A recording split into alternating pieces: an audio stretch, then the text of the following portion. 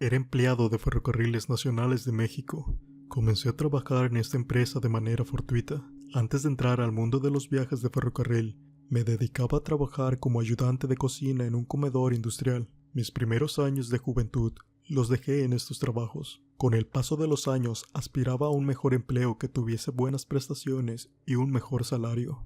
En una ocasión, mientras servía los alimentos a los trabajadores de la empresa, me encontré con mi amigo Juan. Él era ingeniero que prestaba en ocasiones sus servicios en diversas empresas, pero su empleo principal era trabajar en ferrocarril. Él fue quien me dijo que ahí tendría la posibilidad de tener un mejor trabajo.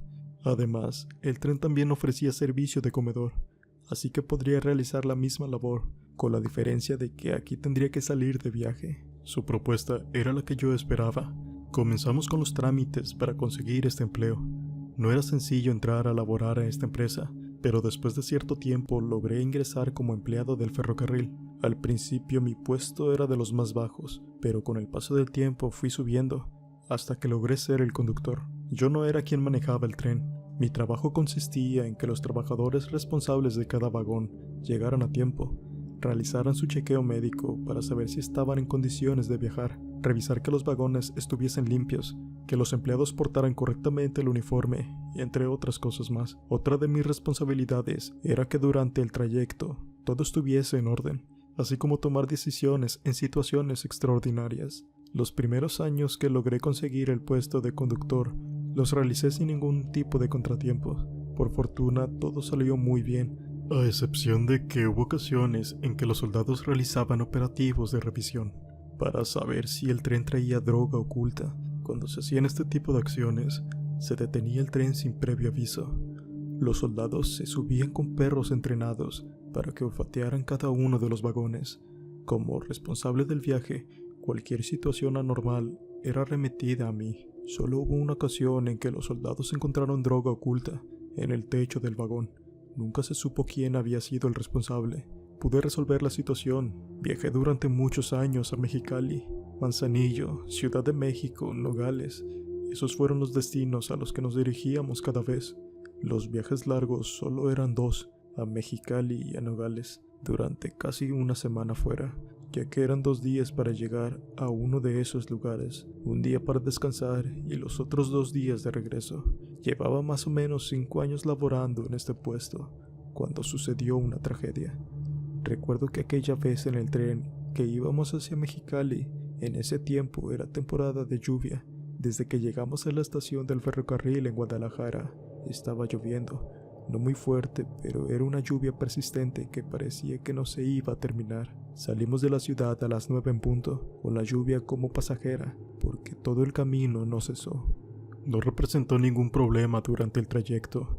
Hubo momentos en que era una suave llovizna, en otros una precipitación muy fuerte. Viajamos durante todo el día. Cuando se hizo de noche se convirtió en una gran tormenta que no permitía tener buena visibilidad. El tren disminuyó la velocidad, así lo hizo durante más o menos 1 hora. Antes de llegar a la estación de Bamoa había un puente. Debajo de él cruzaba un río caudaloso. Lo pasamos lentamente sin contratiempos. Llegamos a la estación de Bamoa a las 11 de la noche. El tren se detuvo por unos minutos a que los pasajeros pudiesen comprar alimento. Antes de partir, recibí una llamada telefónica de la oficina. Me dijeron que era necesario suspender el viaje. El tren se quedaría varado por un tiempo indeterminado, ya que el tren venía detrás de nosotros, se había descarrilado en el puente. Le avisé a mis compañeros y a los pasajeros que era necesario suspender el viaje. Nos quedaríamos en ese pueblo. Le comenté a los empleados que no sabía la dimensión del siniestro, pero que una cuadrilla de protección civil estaba a punto de partir. A nadie obligué a que me acompañara a apoyar a los heridos, pero les dije que cualquier ayuda era muy valiosa. Casi todos mis compañeros aceptaron a ir a apoyar. Cuando llegamos al lugar, escuchamos los gritos de ayuda de las personas que estaban aún con vida. A otras se las había llevado el corriente del río. No tengo palabras para describirles la situación del accidente. Yo me fui directamente con una joven que se encontraba muy cerca de mí. Parecía que estaba sin vida, pero alcancé a ver que aún respiraba.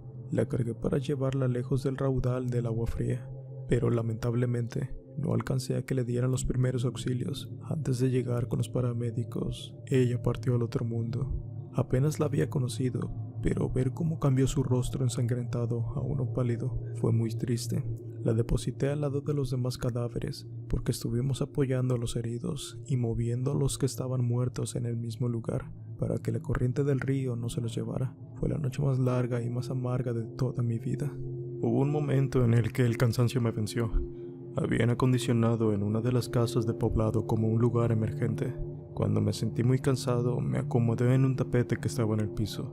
Inmediatamente me quedé profundamente dormido. Tuve sueños que aludían al accidente. En él veía el rostro de la joven que había muerto en mis brazos. Yo no la reconocía, pero sabía que era ella, porque me miraba de una manera afable y me sonreía dándome las gracias. Pero hubo un momento en donde su rostro se transformó a uno malvado. Fue en ese instante cuando desperté sobresaltado, tratando de ubicarme en donde me encontraba.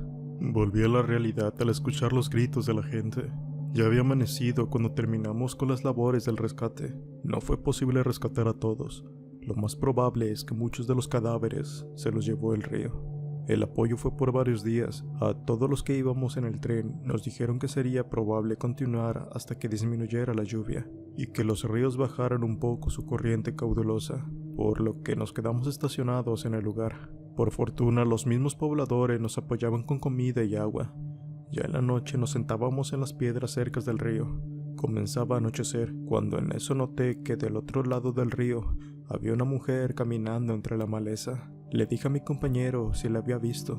Él me dijo que no. Lo más probable es que había visto un animal silvestre. Por un momento quise pensar que era un animal, pero más tarde volví a ver a alguien. Me levanté de la piedra en la que me encontraba. Me acerqué un poco más a la orilla del río. Desde ahí alcancé a distinguir a alguien. Se trataba de una mujer. Lo supe por su cabello largo. De inmediato creí que se trataba de alguna persona que se había perdido por el accidente. Comencé a hacerle señales con los brazos, pero ella siguió caminando sin voltear a verme. Me fui con el encargado de protección civil. Le dije que una mujer estaba extraviada del otro lado del río. Al parecer no se encontraba del todo consciente, ya que caminaba de manera errática. De inmediato, varios trabajadores salieron para poder auxiliar a la mujer. La apunté del lado que la había visto. El encargado de protección civil me dijo que no era posible ayudarle. Era ponerse en riesgo si se trataba de cruzar el río con la corriente tan fuerte que tenía. Él dijo que lo mejor era hablar por radio y comunicarle a las otras personas que estaban del otro lado. Me quedé más tranquilo, pero sin embargo, no sabía si en realidad la iban a ayudar. Me quedé durante un rato más, ahí sentado observando hacia el otro lado, cuando de repente vi que algo de nuevo caminaba. Era la misma mujer, pero ahora estaba dirigiéndose al otro lado. Ahí fue cuando me di cuenta que ella no se encontraba bien, porque caminaba de una forma vaga, hacia cualquier parte. De nuevo le volví a hablar. Uno de mis compañeros, cuando me escuchó, se acercó para ver lo que sucedía. La apunté con el dedo y le dije que de nuevo estaba la mujer ahí. Era necesario apoyarla. Mi compañero me dijo que me tranquilizara, que del otro lado del río no había ninguna mujer. Le dije que sí. ¿Cómo es que no podía verla si se había quedado parada mirándome fijamente? Él de nuevo me dijo que no había nadie ahí, que dejara de estar jugando. Lo mejor era que me fuese a comer y a descansar. Ya habíamos tenido una jornada muy pesada durante el día. Quizás por eso ya imaginaba ver a alguien. Le hice caso a mi compañero y me fui a descansar, pero con la idea de que había visto a esa mujer, que nada había sido producto de mi imaginación. Así que más tarde saldría a revisar de nuevo para poder ayudarla, ya que ellos no lo iban a hacer. Así que cuando se hizo más tarde y todos nos encontrábamos dormidos, me levanté con sigilo y me fui hacia la orilla del río. A esa hora de la noche se escuchaba el estruendo del río por el caudal tan fuerte que tenía. De nuevo vi a la mujer, pero en esta ocasión estaba parada mirando hacia donde yo me encontraba. En esta ocasión no di ninguna señal, ni traté de comunicarme con ella. Solo me quedé parado, viendo cómo ella reaccionaba ante mi presencia. No sé si fue mi imaginación, pero aún escuchaba entre algunos gritos de auxilio de las personas que estaban ahogándose durante el accidente. De pronto vi que ella comenzó a caminar hacia el río. Me quedé asustado pensando en que se iba a ahogar. Mi sorpresa fue muy grande cuando ella comenzó a caminar sobre el agua. Se dirigía hacia donde yo me encontraba. Por un instante me quedé petrificado. Enseguida reaccioné y me fui corriendo hacia la casa en la que estaban todos hospedados. Me metí entre mis cobijas, como esperando que desapareciera, así que me quedé inmóvil. El silencio de la noche permitió escuchar pisadas afuera de la casa. Casi estaba seguro que era ella. No puedo expresar el miedo que me dio que me fuera a encontrar. No comprendía cuál era su interés conmigo. Así pasó un rato, hasta que dejé de oír ruidos al exterior de la casa. Al día siguiente, pregunté si ya era posible continuar con el viaje. Pretendí incorporarme a mi trabajo, o al menos retirarme de ese lugar. Por desgracia, me dijeron que las vías aún se encontraban en reparación. Todavía faltaban varios días para que eso sucediera. Resignado seguí con las labores de ayuda. Hubo un momento en que ya no pude callarme. Hablé con uno de mis compañeros. Le dije lo que había visto la noche anterior. Contrario a lo que me esperaba, él ni siquiera se sorprendió. Me dijo que también estaba viendo a un niño que se aparecía en la orilla del río. Cuando los demás compañeros escucharon, intervinieron en la conversación, diciendo que también a ellos se les estaban apareciendo cosas extrañas que nadie más podían ver. No sabían si era la impresión del accidente o si en verdad esas personas aún estaban en plano terrenal y que sus almas todavía no estaban descansando en paz. Uno de los voluntarios que vivía en el pueblo alcanzó a escucharnos. Nos dijo que quizás eso sucedía porque las personas habían muerto de una forma repentina, que era necesario que ellas se dieran cuenta de que ya no pertenecían a este mundo. Estuve de acuerdo con lo que dijo el hombre. Sin embargo, no sabía qué podíamos hacer. El hombre nos dijo que él tampoco, pero quizás si hablaba con el curandero del pueblo, él podría ayudarnos. Yo aún tenía dudas sobre lo que había visto. Pensé que quizás era una especie de psicosis colectiva, en la que todos nos encontrábamos vulnerables. Además, lo que habíamos presenciado nos había impactado a todos. Le dije al hombre que esperara un poco. Primero queríamos estar seguros de lo que realmente habíamos visto. Quizás nuestra mente nos había engañado. El hombre estuvo de acuerdo, pero nos dijo dónde lo podríamos encontrar en caso de necesitarlo. La mayoría de los compañeros coincidimos en que por la noche era cuando había manifestaciones. Así que decidimos estar juntos esa noche. En cuanto el sol se ocultó, comencé a escuchar lamentos y gritos. Se oían alejados. Sin embargo, me daba cierto temor pensar que el alma de las personas que habían muerto aún se encontraban entre nosotros. Me acerqué con uno de mis compañeros y él me dijo que también escuchaba el sonido de las voces que se mezclaba entre el agua del río. Cuando vi de nuevo a una mujer caminando, pero en esta ocasión no volteaba hacia mí. Se movía entre la vegetación que se encontraba a un lado del río. Le hice una señal a mi compañero. Sin embargo, él me dijo que no veía nada. No comprendía cómo solo a mí se me revelaba esa mujer. Esa noche confirmamos que nada era producto de nuestra imaginación. Cada uno de nosotros veía diferentes almas que estaban detenidas en este mundo. No sabíamos el motivo por el cual no habían podido cruzar el portal hacia el más allá, pero no era agradable verla sufrir de nuevo. Nos retiramos de la orilla del río para irnos a lo que servía como nuestra habitación. Era una bodega grande en la que se habían instalado muchos catres. Sin poder dormirnos, nos quedamos conversando durante un rato más. Yo fui el primero que comenzó a escuchar ruidos al exterior de la bodega. Después mis compañeros se alertaron con los sonidos. Con cautela salí para ver de qué se trataba. Fue la primera vez que vi su rostro de cerca. Era ella, la misma muchacha que murió entre mis brazos, solo que su aspecto cadavérico le había cambiado un poco sus facciones. Me quedé helado sin saber qué hacer. Ella se limitó a extender su brazo derecho y señalar un punto hacia el río. Yo quería salir corriendo, pero sentía que si lo hacía, ella me alcanzaría más pronto, ya que no caminaba, flotaba levemente sobre el piso. Lo único que se me ocurrió fue decirle que sí. En ese momento, ella se fue con rapidez. Yo no sabía qué hacer o decir. Cuando entré a la bodega, uno de mis compañeros me dijo que me veía muy pálido. Les conté lo que sucedió, y ellos también se pusieron muy nerviosos. Les dije que no teníamos por qué temer. Ese ser no pretendía lastimarnos ni hacernos daño. Era un alma que se encontraba detenida en este mundo. En cuanto amaneció, fuimos a buscar al hombre que vivía en el pueblo. Le platicamos lo ocurrido, y él no dudó en llevarnos con el curandero del poblado. Caminamos hacia el otro lado del pueblo. En una choza pequeña vivía el curandero del lugar.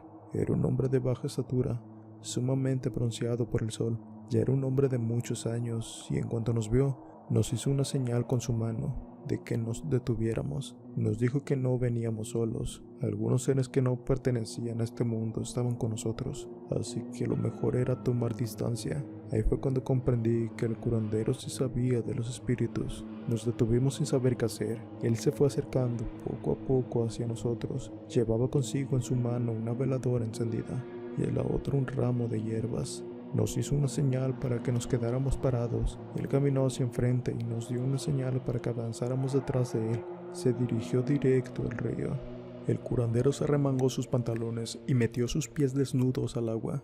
Ahí comenzó el ritual mientras decía unas palabras que no comprendía. Mojaba el mojo de hierbas con el agua del río y enseguida nos roció a cada uno de nosotros con esa agua. No fue producto de nuestra imaginación, porque en ese momento se comenzó a escuchar gritos y lamentos lejanos. Volteé a ver a mis compañeros.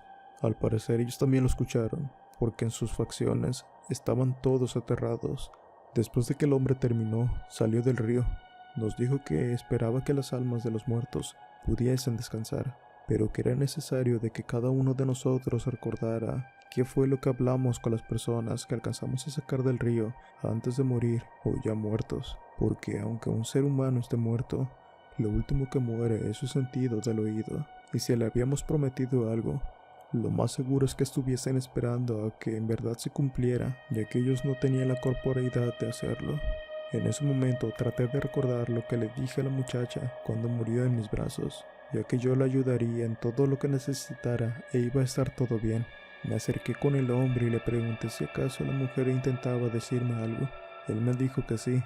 Lo más seguro es que necesitaba de mi ayuda, y que si ella o las demás almas solo se dejaban ver durante la noche, podría ser porque aparecían a la hora de su muerte. El hombre nos dejó unos collares que servían como protectores. Se retiró y nos dijo que estuviéramos al pendiente de esas almas por la noche, de acuerdo a lo que había dicho el señor. En cuanto oscureció, estuvimos a la orilla del río. Pronto pude ver a lo lejos la silueta de la mujer. Me acerqué un poco con ella y me gustaría decirles que no tuve miedo, pero la verdad era todo lo contrario. Me aferraba al objeto que nos dio el hombre, porque nos había dicho que nos protegería de cualquier entidad siniestra. Conforme me acerqué a la mujer, en vez de caminar hacia mí, hizo todo lo opuesto, como esperando que la siguiera, y así lo hice. Enseguida la perdí de vista, volteé hacia todos lados, pero no conseguía verla de nuevo. De pronto sentí algo duro sobre mis pies. Entre la hierba silvestre se encontraba el cuerpo de un niño. Estaba lleno de lodo y cubierto por la maleza. Llevaba varios días ahí. Comprendí que quizás la mujer podría ser la madre del pequeño. No quise levantarlo porque ya se encontraba en estado de descomposición. No entendí cómo no lo habíamos encontrado antes, si habíamos hecho muchas labores de búsqueda. Se hizo lo pertinente para realizar la sepultura del cuerpo. Los días posteriores que estuvimos ahí, recogía flores y las dejaba en el lugar en el que encontré el cadáver del pequeño. No sé si en realidad funcionó lo que hice, pero después de eso, dejé de verla. A los 3 días siguientes nos dijeron que las vías estaban listas. Podríamos continuar con el viaje. Nos alejamos del pueblo con nostalgia y sentimientos encontrados por lo ocurrido. Pudimos concluir el viaje hasta Mexicali. Al regreso, cuando volvimos a pasar por ese pueblo, no pude ver hacia el lado del río. Prefería hacer de cuenta que no existía. Los demás compañeros que han cruzado por la noche el puente del pueblo dicen que se escuchan lamentos y gritos de las personas que murieron en el trágico accidente del ferrocarril.